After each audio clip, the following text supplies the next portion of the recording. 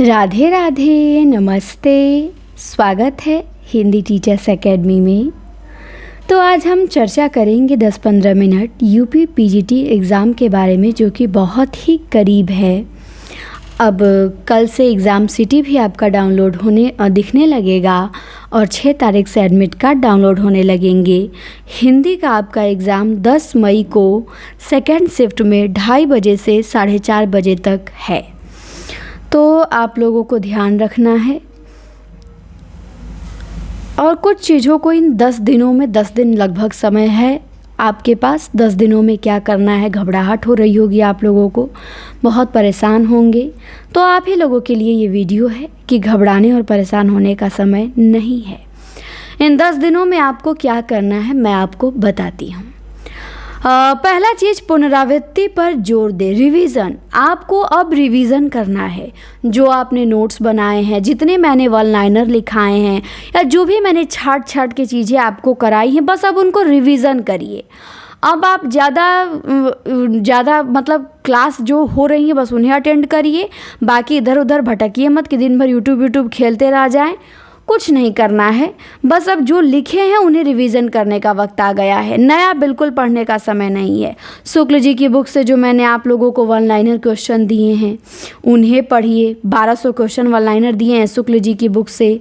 बच्चन सिंह की बुक से 2000 one liner दिए हैं, उनको पढ़िए। इसके अलावा और भी बहुत सारी चीज़ें मैंने आप लोगों को PDF दिया है, आपने नोट्स बनाए हैं, उन्हें आप लोग बार बार पढ़ते रहिए। तो बस अब पढ़ना है। और हाँ, टेस्ट को डेली सॉल्व करिए। 70 पेपर हम करा चुके हैं। डेली कम से कम आप 5 से 10 पेपर हल किया करिए। डेली हल करिए पेपर।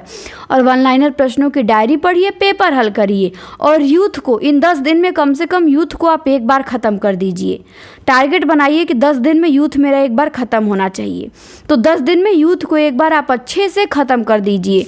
और इस बार शुरू करिएगा आदिकाल से नहीं, इस बार शुरू करिएगा यूथ को पीछे से। पीछे उसमें संस्कृत व्याकरण, संस्कृत साहित्य दिया है, काव्य शास्त्र दिया है, भाषा विज्ञान दिया है, हिंदी व्याकरण दिया है। तो इन सब पार्ट को कवर करिएगा। पीछे से शुरू करिएगा, फिर पीछे से करते करते फिर आदिकाल की तरफ आइएगा। तो 10 दिन में एक बार आपका यूथ ख़त्म हो जाना चाहिए। जितने मैंने वन लाइनर प्रश्न दिए हैं वो ख़त्म हो जाना चाहिए। एक बार नोट्स का रिवीजन अच्छे से कर लेना है और एक बार वासुदेव नंदन पढ़ लेना है। तो इन चीज़ों को आपको इन 10 दिनों में करना है। व्याकरण को बिल्कुल हल्के में न ले। इस 10 दिन में मैं अगर कहूँगी आपको तो सबसे अधिक जोर आपको छोटे छोटे टॉपिकों पे देना है।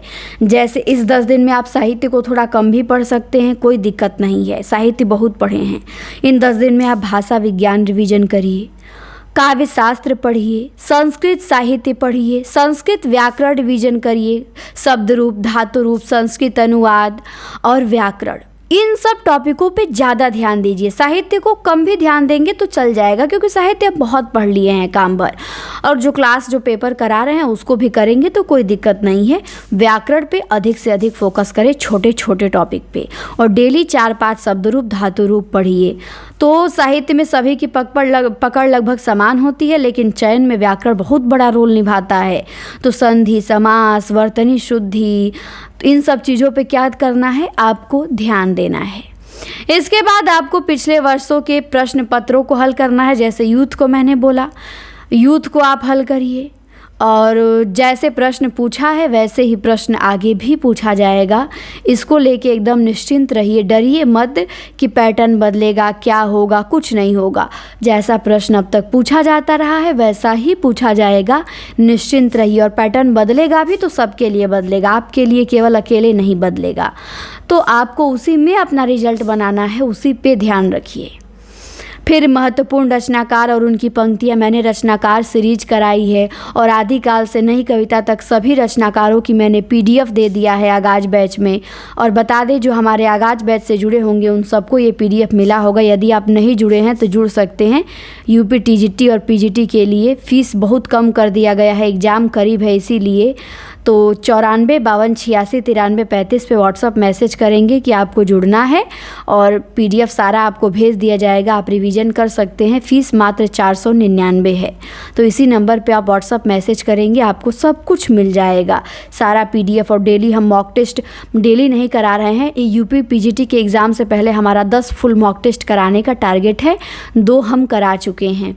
तो आप वहाँ भी जुड़ सकते हैं। नंबर को नोट कर लेंगे 9452869335।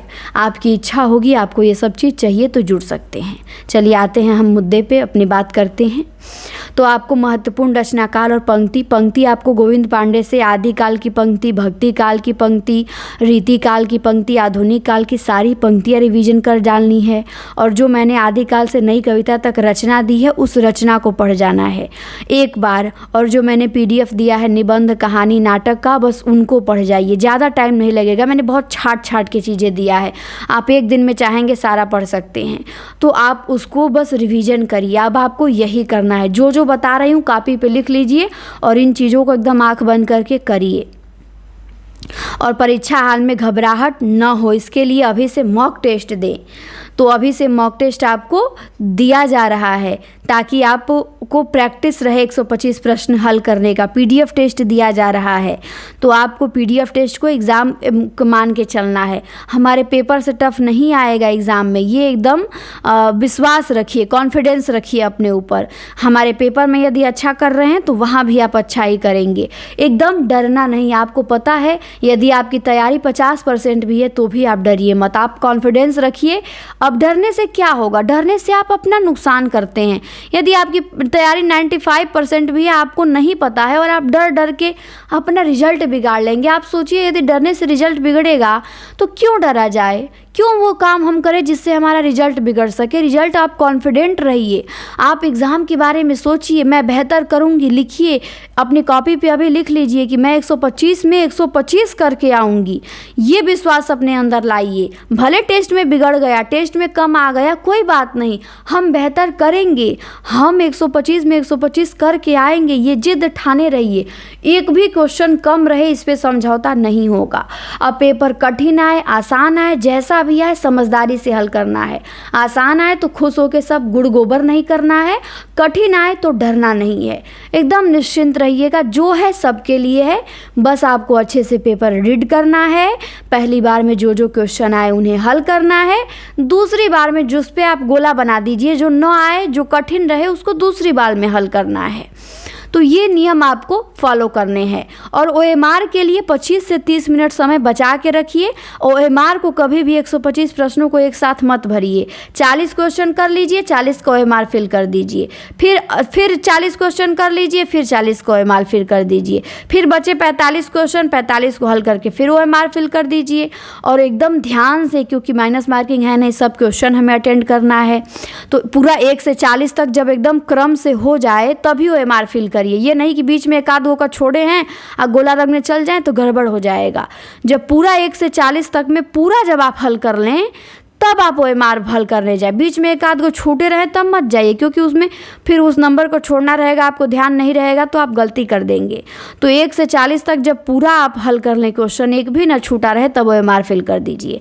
फिर 40 से 80 को हल करिए। पेपर को 3 टुकड़े में बांट लीजिए, 40, 40, 40 और 45, 3 बार में। पहली बार में 1 से 40 तक के सारे प्रश्न हल कर डालिए, आसान हल करिए पहली बार में 1 से 40 तक के, फिर दोबारा 1 से 40 तक के कठिन हल करिए, फिर 40 से 80 तक के सारा हल कर डालिए, फिर 80 से 125 तक के। 3 टुकड़ों में पेपर को बांट लेना है और 1 से 40 तक हो जाए OMR फिल कर देना है, 40 से 80 हो जाए OMR फिल कर देना है।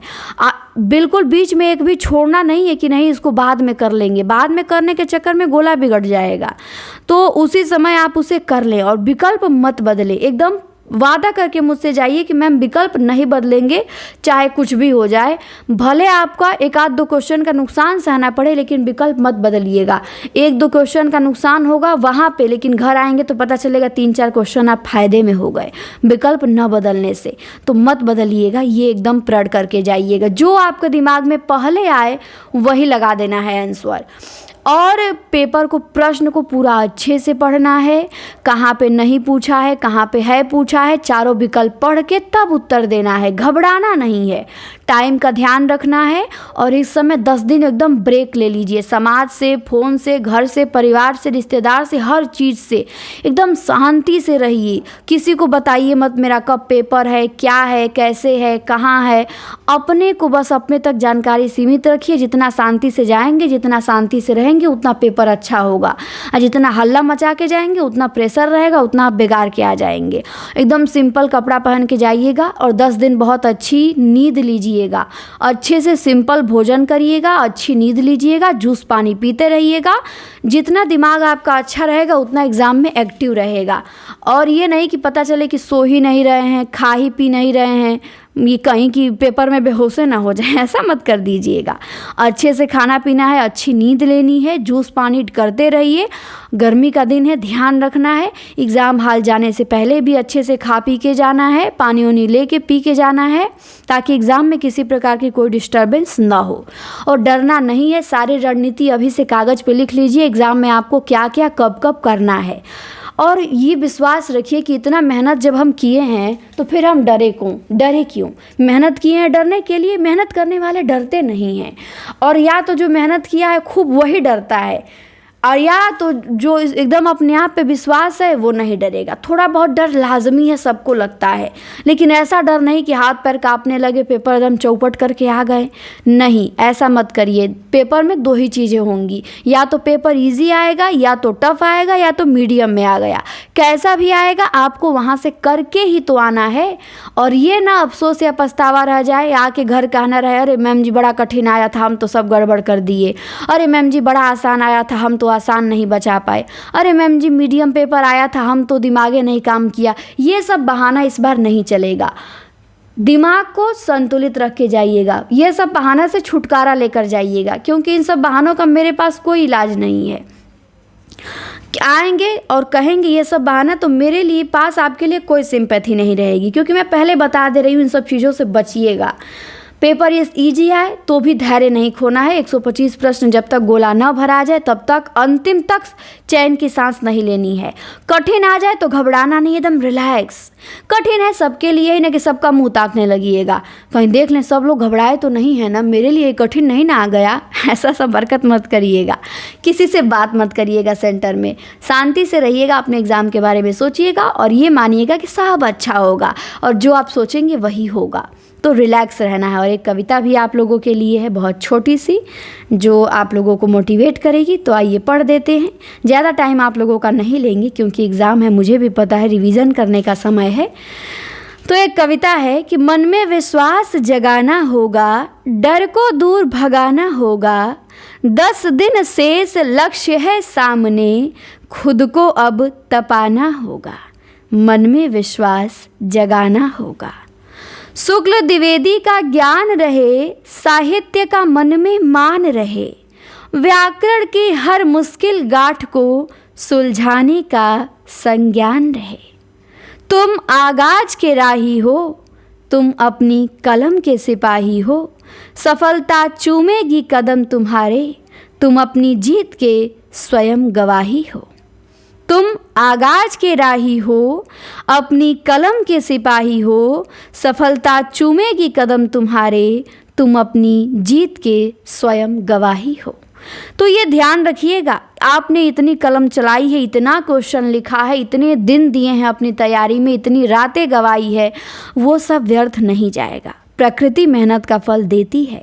अगर आपको पेपर में 125 में 65 प्रश्न आएगा, 165 पे ही मेरिट बनेगी। 70 आएगा, 70 पे ही बनेगी। ये विश्वास रखिएगा। ये मत कहिएगा कि मैम मेरा नहीं होगा। मैम होगा, हम रिजल्ट ला के आपको देंगे। ये कॉन्फिडेंस होना चाहिए आपके अंदर। कॉन्फिडेंस जिसके अंदर रहेगा वो पर्वत पे चढ़ सकता है। ये यूपी पीजीटी का एग्ज़ाम क्या चीज़ है। तो बिल्कुल टेस्ट की तरह लेना है, हल्के में दम नॉर्मली पेपर जाके दे के आ जाना है, आके रिलैक्स फिर रहना है। तो डरना बिल्कुल नहीं है। घबराहट को तज दो, धीर धरो। घबराने का समय नहीं है, धैर्य धरने का समय है। पेपर धैर्य का भी होता है, केवल 125 प्रश्नों का नहीं होगा। तो घबराहट को तज दीजिए और धैर्य पे विजय पाइए। विजय को अभी से बुलाइए धैर्य रख के। मेहनत से अपने भाग्य को भरिए और लिख दो इतिहास पन्नों पर। उठो, बढ़ो और विजय करो। उठिए, बढ़िए, ये जीतने का समय है, ये घबराने और डरने का समय नहीं है। और आज ही अपने पन्ने पे अपनी रणनीति प्रश्नों के लिख दीजिए, कैसे और कब कब क्या क्या हल करेंगे, क्या सिचुएशन बनेगी तो आप क्या करेंगे, पन्ने पे लिखा करिए। और ये भी लिखिए कि 125 में 125 करके आएंगे, सही पूरा करके आएंगे, ना घबराएंगे ना डरेंगे। एग्ज़ाम बिल्कुल आपके फेवर में आएगा।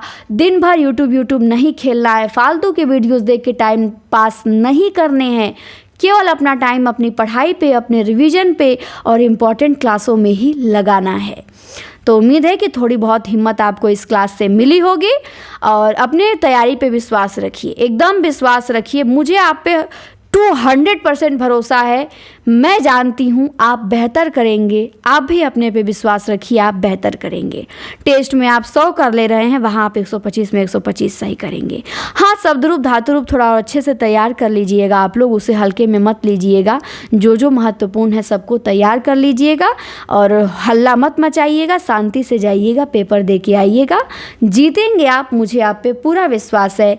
बेस्ट विशेष मेरी आपके साथ है। All the best. मन लगा के 10 दिन का समय है, रिवीजन करिए, डरिए घबराइए मत।